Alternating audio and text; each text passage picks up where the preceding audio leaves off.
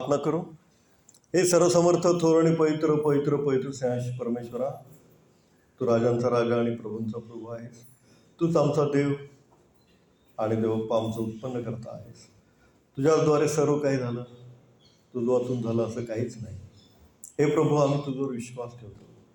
हे सर्वसमर्थ देवप्पा, हा आगमन समय तुझा एकुलता एक पुत्र, आमचा तारणारा प्रभू येशू ख्रिस्त स्वर्ग सोडून पृथ्वीवर आला आणि आमच्यासाठी त्याने या पृथ्वीवर मनुष्य होऊन जन्म घेतला आणि आमच्या तारणासाठी प्रभू त्यांनी वधस्तंभावरचं मरणही सोसलं.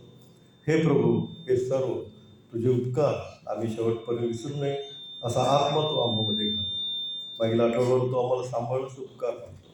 तुझ्या वचनाची सेवा करत असताना हे प्रभू तू आम्हाला राहा. तुझं वचन तू आम्हाला समजावून सांग आणि तुझं गौरव देव तू आम्हाद्वारे करून ही लहान प्रार्थना आमचा धन्य ताळणारा प्रभू येशू ख्रिस्त बघतो नाही बाप्पा, आमेन. आज आपण शास्त्रपाठ शुभवर्तमान जे वाचलेलं आहे ते योहान शुभवर्तमान याचा 6वा अध्याय आणि 1 ते 14 ही वचनं आपण वाचलेली आहे. योहान शुभवर्तमान याचा 6वा अध्याय आणि 1 ते 14 यामध्ये प्रभू येशू ख्रिस्त 5 भाकरी आणि 2 मासे घेऊन आशीर्वाद देतो आणि त्या आशीर्वादाने 5,000पेक्षा अधिक लोक काय होतात, जेवून तृप्त होतात. असा हे शुभवर्तमान आहे नाही का, देवाची स्तुती. असं तर पुष्कळ लोक आले होते. 5,000पेक्षा अधिक लोक तिथं जमले होते. म्हणजे 5,000 तर नुसते पुरुष होते नाही का. आणि असं नाही की बाबा जेवण आहे तिथे आणि लोक आले, असं नाही. त्यांना माहीत नाही जेवण आहे की नाही. आणि सगळे लोक जे आले त्यांचा एकच उद्देश आहे की देव प्रभू येशू ख्रिस्त काय सांगतो ते ऐकायचं आहे. म्हणजे वचनाला त्यांनी कितीतरी मान दिलेला आहे. तहान भूक विसरून ते देवाचं वचन ऐकण्यासाठी आलेले आहे. आणि ही फार महत्त्वाची गोष्ट आहे. सर्व वस्तूंपेक्षा आपण परमेश्वराला प्रथम प्राधान्य दिलं पाहिजे. इतकंच नव्हे तर एक लहान मुलगा आहे तिथे असं म्हटलेलं आहे. आणि त्या 9व्या वचनामध्ये दिले, येथे एक लहान मुलगा आहे. म्हणजे लहान मुलगा आहे, त्याच्याकडे 5 भाकरी आणि 2 मासे असं प्रभू येशू ख्रिस्ताच्या शिष्यांनी येशू ख्रिस्ताला सांगितलेलं आहे. तर लहान मुलगा सुद्धा तहान भूक विसरून काय करत आहे, देवाचं वचन ऐकत आहे, प्रभू येशू ख्रिस्ताचं वचन ऐकत आहे. मग येशू ख्रिस्ताचं वचन ऐकण्यासाठी आपण रमलं पाहिजे. त्याच्या वचनामध्ये आपला जीव रमून गेला पाहिजे. आपल्याला आनंद झाला पाहिजे. आपल्या आनंदाच्या उकळ्या आपल्या अंतःकरणात फुटल्या पाहिजे. जसं अम्माऊस गावच्या वाटेवर नाही का, दोन्ही शिष्य जात होते आणि येशू ख्रिस्त त्यांना त्याच्याबद्दल सांगत होता. येशू ख्रिस्त नाही का, नियमशास्त्रामध्ये काय लिहिलेलं आहे, संदेश त्यांच्या ग्रंथात काय लिहिलेलं आहे, तेव्हा त्यांनी काय साक्षी दिलेली की अरे तू सांगत होता तेव्हा आपल्या अंतःकरणात नाही का आनंदाच्या उकळ्या फुटत होत्या. तसं देवाचं वचन आपण घरी वाचताना सुद्धा आपल्याला आनंद वाटला पाहिजे.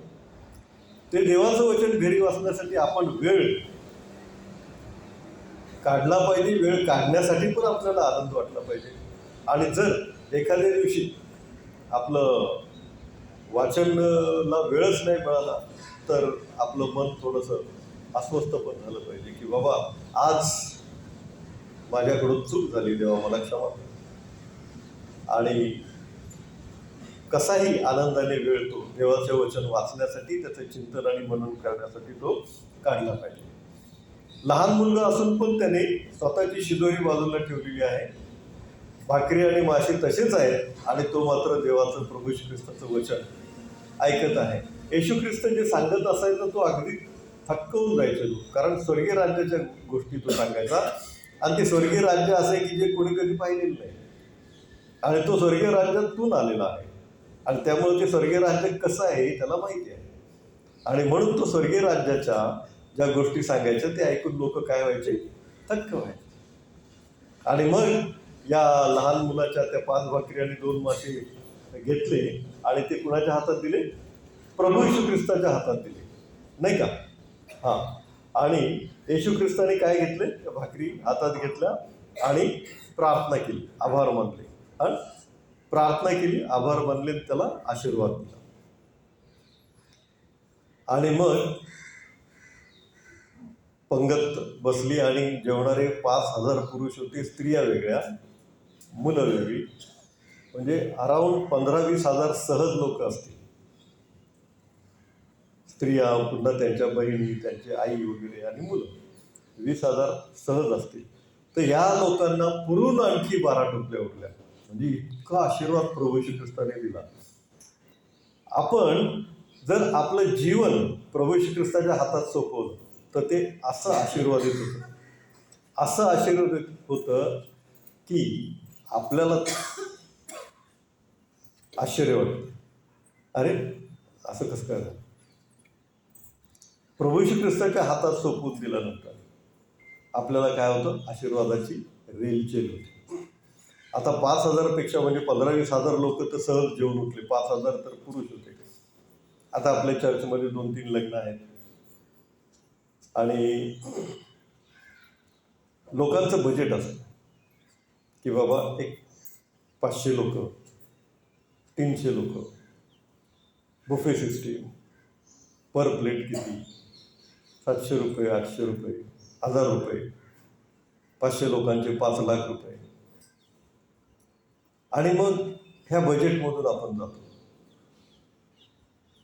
15-20 हजारांना असंच जेवण द्यायचं म्हणजे काय साधी गोष्ट आहे. एक लग्न ठरवायला मी गेलो. त्या लग्नामध्ये ती मुलाकडची आणि मुलीकडची पार्टी बसली होती. मुलाकडच्यांनी सांगितलं आमचं काय फक्त लग्नात 50 लोक येतील. मुलीच्या वडिलांनी सांगितलं 51 आला तर बाहेर काढ. 51 आला तर बाहेर काढायचं. मग इतकं ते स्ट्रिक्ट असते, कारण का एक्स्ट्रा लोक आले तर भरणार कुठून पैसे, आणि ऐन वेळेला आणणार कुठून पैसे, आणि जेवण तरी आणणार कुठून. पण या लोकांची काही मुदत नाही, अशा इतक्या लोकांना काय झालं, प्रभू श्री ख्रिस्ताने जेवण दिलेलं आहे. का तर ते 5 भाकरी आणि 2 मासे कोणाच्या हातात दिले, येशू ख्रिस्ताच्या हातात दिले. आणि ते आशीर्वादित आशीर्वादित आशीर्वाद, मल्टिपल ब्लेसिंग्स त्याला म्हणतात. तर आपलं जीवन जर आपण प्रभू श्री ख्रिस्ताच्या हातात दिलं तर ते कसं आशीर्वादित होतं. पहा, एक वचन वाचू आपण, पहिले इतिहास 29:12. पहिले इतिहास 29:12.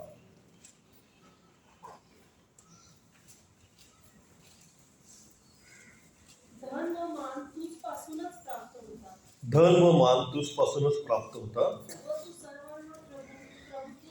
तू सर्वांवर प्रभुत्व करतो, सामर्थ्य व पराक्रम तुझ्याच हाती आहे. लोकांस थोर करणे व सर्वात सामर्थ्य देणे हे तुझ्याच हाती आहे. पहा काय काय आहे परमेश्वराच्या हातात.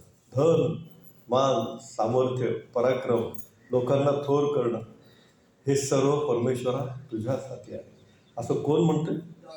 दावीद बोलतोय. आणि दाविदाला याचा अनुभव आलेला आहे.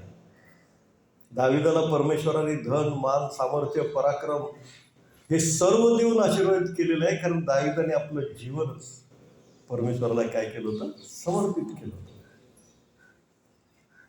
त्याला परमेश्वराशिवाय, त्याच्या स्तोत्रांशिवाय, त्याच्या गीतांशिवाय, त्याच्या वचनांशिवाय त्याला करमायचं नाही. तो शत्रू जरी पाठीमागं लागला तरी तो स्तोत्र लिहिला, हे देवा शत्रू माझ्या पाठीच लागला आहे, त्याने माझा जीव धुळीस मिळवला आहे. मग किती विशेष आहे ना. आपण आपला जीव कसा वाचेल असं म्हणून काय करतो, जीव वाचवून पळतो. आणि तसंच आहे ते शौल त्याचं सैन्य घेऊन याच्या मागे लागलाय, हा पुढे पळतोय आणि हा स्तोत्र लिहितोय, नाही का.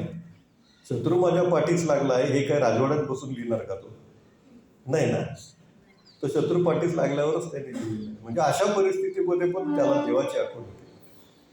म्हणजे स्वतःचं जीवन ज्या दाविदाने परमेश्वराच्या हाती सोपवलं, तो स्वतःचा अनुभव सांगतो की धन, मान, सामर्थ्य, पराक्रम आणि थोर करणं हे परमेश्वरा तुझ्या हाती आहे.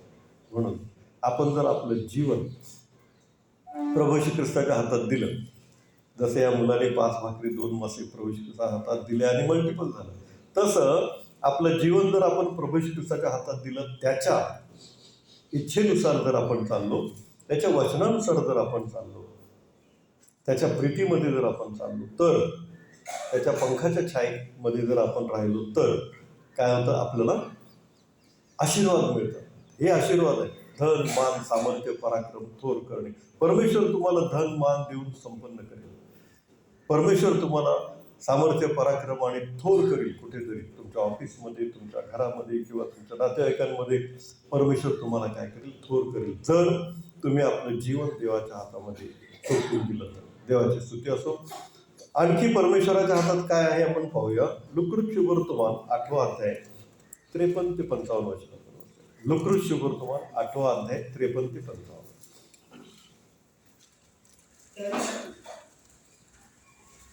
तरी ती मेली आहे हे ठाऊक असल्यामुळे त्यांनी त्याचा उपहास केला. मग त्याने तिचा हात धरून मुली उठ असे मोठ्याने म्हटले. तेव्हा तिचा आत्मा परत आला व ती तात्काळ उठली. मग तिला काव्यात द्यावे म्हणून त्याने आज्ञा केली. देवाची स्तुती असो. एक मुलगी मरण पावली होती आणि तिला प्रभू श्री ख्रिस्ताने काय केलं, हात धरून उठवलं. मुली उठ म्हणलं आणि तिचा आत्मा परत आला. हो की नाही? कुणाची मुलगी आहे? याईराची कन्या, नाही का? याईराची कन्या. देवाची स्तुती असो. उत्तर बरोबर दिलं. तर वचन जे वाचतात त्यांना पण परमेश्वर आशीर्वाद देतो. कसा? प्रकटीकरण 1 अध्याय 3 वचन आहे ना. या संदेशाचे वचन वाचणारा, ऐकणारा आणि ते पाळणारा कोण आहे? धन्य आहे. धन्य म्हणजे काय? आशीर्वादित आहे. त्यामुळं वचन जे वाचतात त्यांना पण परमेश्वर आशीर्वाद देत आहे. देवाची स्तुती असो. आणि उत्तरं देतात त्यांना पण परमेश्वर आशीर्वाद देतो. देवाची स्तुती असो. ती याईराची कन्या, येशू ख्रिस्ताच्या स्पर्शामध्ये इतकं सामर्थ्य आहे, इतकं सामर्थ्य आहे की शरीर सोडून गेलेला आत्मा परत येतो. आणि हा मला मोठा प्रश्न पडलेला, की आत्मा म्हणजे काय? एकदम कॉन्फ्युज होतो, कारण आत्मा दिसत नाही. आहे काय आत्मा म्हणजे? मी भरपूर प्रार्थना केल्या, भरपूर अभ्यास केला, पण एक्झॅक्ट उत्तर मला कोण देणार? एक्झॅक्ट उत्तर कोण देणार? कोण देऊ शकतो एक्झॅक्ट उत्तर? कोण? परमेश्वर. अगदी बरोबर उत्तर आहे. मग परमेश्वराने उत्तर दिलं. एकदा मी स्वप्न पडलं आणि त्या स्वप्नामध्ये परमेश्वर मराठीमध्ये माझ्याशी बोलला आणि मी मराठीमध्ये परमेश्वराला प्रश्न विचारला, आत्मा म्हणजे काय? परमेश्वराने उत्तर दिलं की मनुष्याच्या शरीरामध्ये जो श्वास फुंकला परमेश्वराने तो म्हणजे आत्मा. मग दुसरा प्रश्न विचार, मनुष्य मरतो तेव्हा काय होतं? उत्तर आलं, मनुष्य मरतो तेव्हा आत्मा मातीत जातो. हेच शब्द होते, दुसरे कुठले नव्हते. मनुष्य मरतो तेव्हा आत्मा मातीत जातो. मग तिसरा प्रश्न विचारला, मग देवाकडे जातो तो काय असतो?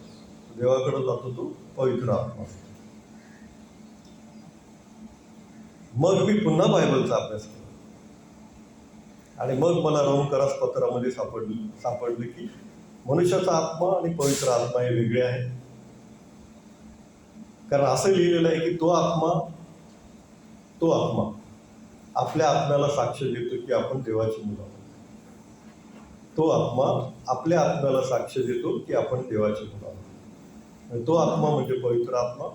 आपल्या प्रार्थनामय जीवनामध्ये जेव्हा आपण प्रभू श्री ख्रिस्ताच्या हातात आपलं जीवन सोपवतो तेव्हा पवित्र आत्मा आपल्यावर उतरतो आणि तो उतरणं अत्यंत आवश्यक आहे. कारण येशू ख्रिस्ताने स्वतः म्हटलेलं आहे, पाण्याने व आत्म्याने जन्मल्यावर कोणीही पित्याकडे जाऊ शकत नाही. तो आत्म्याचा जन्म म्हणजे पवित्र आत्म्याचा जन्म आणि तो झाला पाहिजे. तो जर झाला नाही तर हा आत्मा मातीत म्हणजे अधोलोकात जातो आणि तिथंच तो राहतो. पण पवित्र आत्म्याचा जर अभिषेक आपल्यावर असेल तर तो पवित्र आत्मा आपली आयडेंटिटी घेऊन स्वर्गीय राज्यामध्ये लगेच जातो. असं त्या माझ्या प्रश्नांचं उत्तर मला जेव्हा परमेश्वराकडून मिळालं तेव्हा मला थोडीशी शांती लाभली. म्हणजे कॉन्फ्युजन सगळं दूर. देवाची स्तुती असो. त्याच्या स्पर्शामध्ये पवित्र आत्मा देण्याचं सामर्थ्य. त्याच्या स्पर्शामध्ये आत्मा जो गेला होता त्या यायराच्या कन्येचा स्पष्ट लिहिलंय, आत्मा परत आला.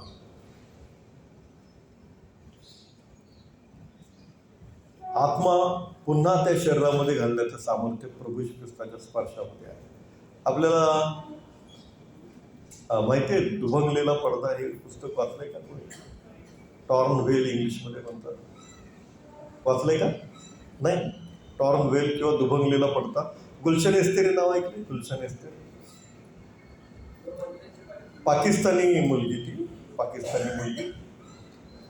तर जन्मापासून अपंग ती होती आणि जन्मापासून अपंग ती होती आणि ते पाकिस्तानमध्ये पीर घराण्यातले लोक, पीर घराण्याचे. आता गुगल सर्चवर तुम्ही जर गुलशन एस्तेर टाईप केलं तुम्हाला तुम्ही साक्ष ऐकायला मिळेल. पीर घराणं म्हणजे काय? मोहम्मद पैगंबर यांच्या घराण्यातलं सगळं पुस्तकात दिलेलं आहे. ती साक्ष्यामध्ये पण तसं सांगते. आणि ती जन्मापासून अपंग असल्यामुळं तिची काळजी घ्यावी म्हणून तिच्या वडिलांनी काही दुसरं लग्न केलं नाही, पण 2 दासी तिला तिची काळजी घ्यायला ठेवल्या. भाऊ वगैरे होते आणि त्या 2 दासी तिची काळजी घेत असायच्या. तिचं वय वर्ष 13 असताना अचानक तिने शब्द ऐकले की मी येशू आहे, मी तुला बरं करेन, माझ्याबद्दल तुला अधिक माहिती सुरा मरियम कुराणमध्ये मिळेल. हे शब्द ऐकल्यावर तिने विचार केला. तिला काहीच माहीत नव्हतं, येशू कोण आहे ते पण माहीत नव्हतं, पण जे ऐकलंय ते बघूया तरी असं म्हणून तिने कुराण तिच्या दासींकडून मागवलं. सुरा मरियम बघितलं पुस्तक आणि त्यामध्ये तिने वाचलं तर त्याच्यामध्ये खरोखरच येशू ख्रिस्ताची माहिती आहे. येशू ख्रिस्ताची माहिती आहे. येशू ख्रिस्ताने मेलेल्यांना पण जिवंत केलं ही पण माहिती आहे. सुरा मरियम या पुस्तकात दिलेलं आहे. येशू ख्रिस्ताने चमत्कार केले आणि लोकांना बरं केलं हे पण त्यात दिलेलं आहे. आणि मग तिने ते सुरा मरियम हे वाचलं आणि नमाज पडल्यानंतर ती येशूची प्रार्थना करू लागली. येशू ख्रिस्ता मला बरं कर, येशू ख्रिस्ता मला बरं कर. अशी नमाज पडल्यानंतर 5 वेळा ती नमाज पडायची, 5 वेळा ती प्रार्थना करायची. वय वर्ष किती होतं तिथं? 13. असे 3 वर्ष झाले. वय वर्ष 16. 16व्या वर्षी काय झालं, वडील बाहेर गेले. वडील तिच्यावर फार प्रीती करायचे. वडील कामावरून आले की तिच्या रूममध्ये यायचे, तिच्याशी बोलायचे आणि तिला खूप आनंद व्हायचा या गोष्टीला.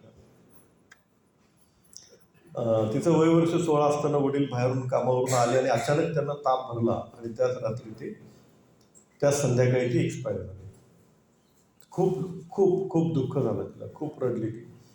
फ्युनरल करून आले ते लोक आणि मग रात्री 2 वाजेपर्यंत ती रडत होती. आणि मग तिला आठवण आली की येशू ख्रिस्ताने तिला काहीतरी सांगितलं होतं. मग तेव्हा ती मोठ्याने ओरडली, येशू ख्रिस्ता, मी तर तुझ्याकडे काय मागितलं नव्हतं, तू स्वतः माझ्याशी बोललास, मला काय दिसला पण नाही, नुसता आवाज तुम्हाला ऐकू दिला आणि तू स्वतः बोललास की मी तुला बरं करेन, मी येशू आहे, असं तू स्वतःच बोललास ना. मग कुठं आहेस तू? अगदी दुःखी कष्टी अंतःकरणाने तिने त्या दिवशी रात्री 2 वाजता प्रार्थना केली आणि त्या रात्री तिच्या त्या रूममध्ये 12 शिष्य आणि येशू ख्रिस्त उभे राहिले आणि तिला काही कळलंच नाही कोण आहे. तिला वाटलं कोण आलंय, ती ओरडायला गेली, कोण कोण आहे कोण आहे. तर ते येशू ख्रिस्त म्हणाला, मी येशू आहे, तुला बरं करायला.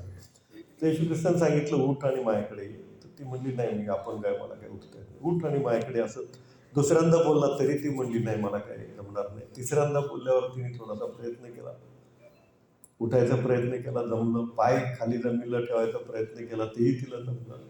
उभं राहायचा प्रयत्न केला, तेही तिला जमलं.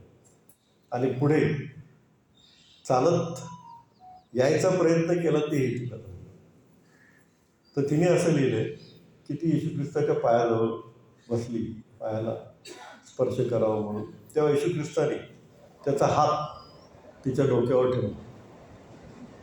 तर तो हात ठेवताना हातामध्ये एक छिद्र आहे आणि त्यातून येणारा प्रकाश इतका पॉवरफुल होता की तिचा हिरवा ड्रेस जो होता तो पांढरा शुभ्र दिसायला लागला आणि त्याने तिच्या डोक्यावर हात ठेवून तिला स्पर्श केला. आणि तिला काहीतरी जाणवलं की काहीतरी झालं आणि देवाचे उपकार मानायला लागली. रात्री 2-2:30 वाजताच ती उड्या मारायला लागली, ओरडायला लागली, सगळीकडे नाचायला लागली की मी बरी झाली. येशू ख्रिस्त आणि सगळे शिष्य निघून गेले. आणि मग भाऊ वगैरे सगळे इकडे तिकडे सगळे गोळा झाले. ते आले, बघतात ते ही मुलगी बरी झाली. आणि मग सगळ्यांना त्यांनी बोलवलं आणि पार्टी दिली. त्या पार्टीमध्ये तिने साक्ष दिली की येशू ख्रिस्ताने काय केलं, स्वतः तिला बरं केलं. पण जेव्हा येशू ख्रिस्ताने तिच्यावर हात ठेवला तेव्हा तिला पवित्र आत्म्याचं दान प्राप्त झालं होतं. तिला समजलं नव्हतं की काय आहे. मग तिला असं वाटू लागलं की मी प्रार्थना करावी. मग ती आजारांसाठी प्रार्थना करायला लागली, तर आजारी ठीक होऊ लागली. असं तिला पवित्र आत्म्याचं दान मिळालं. तर तिच्या पुस्तकामध्ये तिने लिहिलंय की तिची सख्खी बहीण एक्सपायर झाली आणि नंतर मौलवी वगैरे आले. तिचं फ्युनरल तर 3ऱ्या दिवशी होतं. तेव्हा येशू ख्रिस्त तिला म्हणाला की तिच्यासाठी प्रार्थना कर, मी तिला जिवंत कर. ती म्हणली, प्रभू येशू 3रा दिवस आहे, सगळे मौलवी वगैरे जमले, तू जा कर प्रार्थना. तिने त्यांची परमिशन घेतली, पुढे केली, प्रार्थना केली. ती मेलेली बहीण उठली. देवाची स्तुती असो. Praise the Lord. आणि तिने बॅप्टिस्मा घेतला. गुलशन एस्तेरने तर घेतलाच होता आणि नंतर तिच्या बहिणीने पण घेतला. तर देवाची स्तुती असो. त्याच्या स्पर्शामध्ये जे सामर्थ्य आहे ते आपण पाहतो. त्याच्या स्पर्शामध्ये आत्मा पुन्हा त्या शरीरामध्ये घेण्याचं सामर्थ्य आहे. त्याच्या स्पर्शामध्ये पवित्र आत्मा देण्याचंही सामर्थ्य आहे. आपण जर त्याच्या हातामध्ये आपलं जीवन सोपवून दिलं तर दाविदाला जसं धन, मान, सामर्थ्य, पराक्रम, थोर करणं हे परमेश्वराने दिलं, ते आपल्यालाही मिळेल. आपल्यालाही आरोग्य मिळेल. देवाची स्तुती असो. पण आपण परमेश्वराच्या हातात आपल्याला कसं सोपवून द्यायचं, म्हणजे काय करायचं? एक वचन वाचूया. 1 पेत्र 5वा अध्याय 6वं वचन. 1 पेत्र 5वा अध्याय 6वं वचन.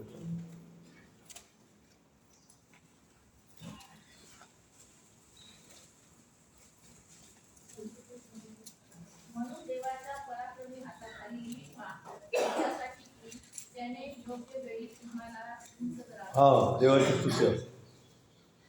नाही का? म्हणून देवाच्या पराक्रमी हाताखाली लीन व्हा, यासाठी की त्याने योग्य वेळी तुम्हाला उंच करावे. म्हणजे कसं आपण देवाच्या हातात सोपवून द्यायचंय, तर त्याच्या पराक्रमी हाताखाली आपल्याला काय करायचंय, लीन व्हायचंय. म्हणजे तो आपल्याला योग्य वेळी काय करेल, उंच करेल. आता लीन त्याच्या पुढे व्हायचंय, त्याच्या चरणाजवळ आपण लीन व्हायचंय, नम्र व्हायचंय. येशू ख्रिस्ताने शिष्यांचे पाय धुतले. मग किती तो नम्र झाला. स्वर्गीय राजांचा राजा आणि प्रभूंचा प्रभू, उत्तम गुरुजी, उत्तम शिक्षक, तो त्याच्या शिष्यांचे पाय धुतो. म्हणजे तो कितीतरी काय झालेला आहे, नम्र झालेला आहे. तसं आपण पण जर आपली पोस्ट, पोझिशन, पैसा, वैभव, संपत्ती हे सगळं शून्य परमेश्वरापुढे समजलो आणि परमेश्वराला जर आपण काय केला, मान दिला, तर आपण परमेश्वरापुढे काय होतो, लीन आणि नम्र होतो. आता येशू ख्रिस्त एक आपला आयडियल रोल मॉडेल आहे. आपला रोल मॉडेल येशू ख्रिस्त आहे. त्यांनी शिष्यांचे पाय धुतले, त्यांनी नम्रता दाखवून दिली. तसं नम्र आपण जर झालो तर परमेश्वराच्या हाताखाली लीन व्हा, म्हणजे तो तुम्हाला उंच करेल. तर येशू ख्रिस्त लीन झाला परमेश्वरापुढे पण, मनुष्यापुढे पण. आणि मग परमेश्वराने काय केलं, त्याला उंच केलेलं आहे की नाही? किती उंच केलं, सगळ्यात उंच आहे ना. वचन फिलिप्पीकरास पत्र 2रा अध्याय 8 ते 11. फिलिप्पीकरास पत्र 2रा अध्याय 8 ते 11. आणि मनुष्य प्रकृतीचे असे प्रगट होऊन त्याने मरण आणि तेही वधस्तंभावरचे मरण सोसले. येथपर्यंत आज्ञापालन करून त्याने स्वतःला लीन केले. म्हणजे काय केलं, त्याने स्वतःला लीन केलं. यामुळे देवाने त्याला अत्युच्च केले आणि सर्व नावांपेक्षा जे श्रेष्ठ नाव ते त्याला दिले. यात हेतू हा की स्वर्गात, पृथ्वीवर आणि पृथ्वीखाली प्रत्येक गुडघा येशूच्या नावाने टेकला जावा आणि देवपित्याच्या गौरवासाठी प्रत्येक जिभेने येशू ख्रिस्त हा प्रभू आहे असे कबूल करावे. म्हणजे इतकं त्याचं अत्युच्च केलं परमेश्वराने येशू ख्रिस्ताला की स्वर्गात, पृथ्वीवर आणि पृथ्वीखाली प्रत्येक गुडघा येशूच्या नावाने टेकेल. हे कधी होईल? प्रत्येक जीभ येशू ख्रिस्त प्रभू आहे हे कबूल करेल. कधी होईल हे? न्यायाच्या दिवशी श्वेत सिंहासनाचा न्याय होईल. तेव्हा जे येशू ख्रिस्ताला मानणार नाही, की ज्यांना आता कळेल की आता हे नरकाग्नी आहे आपल्यासाठी, कारण हाच एक देव आहे, ह्याला आपण मानलंच नाही, तेव्हा ते काय करतील? गुडघे टेकतील आणि कुठं जातील? नरकात जातील. प्रत्येक गुडघा येशूच्या नावाने टेकेल. हे वचन आहे. आकाश आणि पृथ्वी नाहीशी होतील, परंतु देवाचं वचन नाहीसं होणारच नाही. प्रत्येक गुडघा त्यावेळेला श्वेत सिंहासनाचा न्याय जो दिलाय प्रगटीकरणमध्ये, येशू ख्रिस्त त्याच्यावर बसेल आणि सर्वांचा न्याय करेल, तेव्हा हे होईल. आपण विश्वासणारे लोक मात्र सदैव प्रभू येशू ख्रिस्ताबरोबरच असणार. ते इतकं उंच परमेश्वराने कुणाला केलेलं आहे? प्रभू येशू ख्रिस्ताला केलं. याचं कारण काय? त्याने स्वतःला परमेश्वराच्या हाती सोपवून दिलं आणि काय केलं? परमेश्वराने त्याला काय केलं? उंच केलं. आपण पण जर परमेश्वराच्या हातात स्वतःला सोपवून दिलं, लीन नम्र झालो, राग द्वेष मत्सर हेवा कपट त्या गोष्टी नको. आपल्यामध्ये प्रीती असू दे, आपल्यामध्ये कळवळ असू दे, कोणाचं काय वाईट झालं तर लगेच आपल्या मनाला दुःख होऊ द्या, झालं पाहिजे.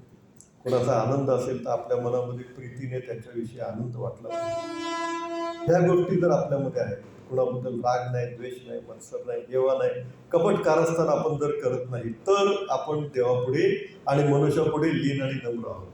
आणि जर आपण लीन आणि नम्र आहोत तर परमेश्वर उंच करणार हे त्याचंच वचन आहे.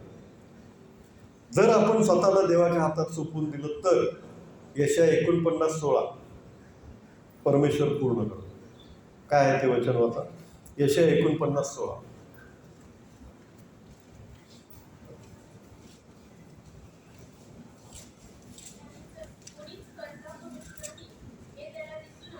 यशाया 49:16 49:16.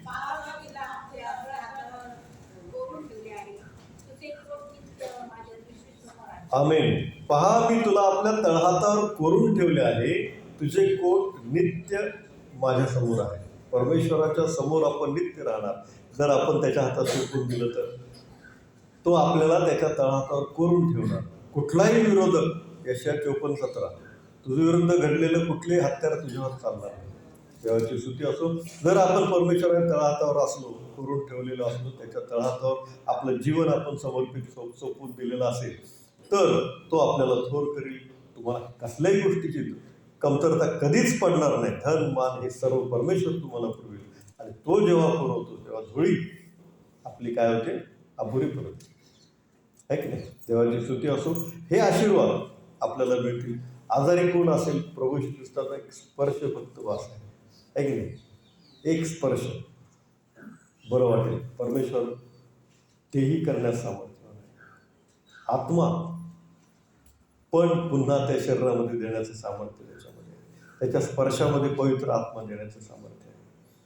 हे सर्व आशीर्वाद आपण परमेश्वराच्या हातामध्ये, जर जसे 5 भाकरी 2 मासे सोपवून दिल्याने मल्टिपल ब्लेसिंग्स मिळाले, तसं आपण जर आपलं जीवन परमेश्वराच्या हाती सोपवून दिलं, ते सगळे आशीर्वाद आपल्याकडे धाव घेतील. आपण प्रार्थना करूया.